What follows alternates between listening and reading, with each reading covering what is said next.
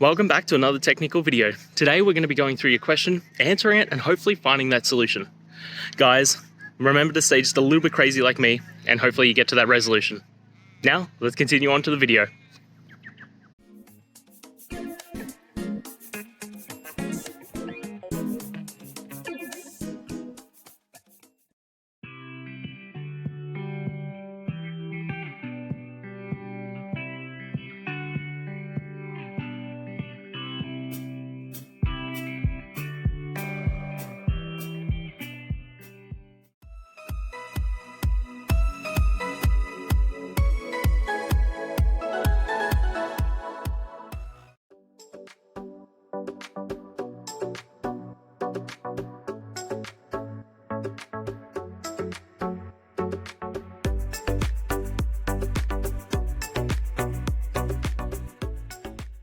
And that's it, guys. I hope those questions and answers really helped solve that solution for you.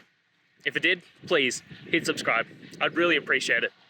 Now, until you need next technical video, I'll be here. Have a good one.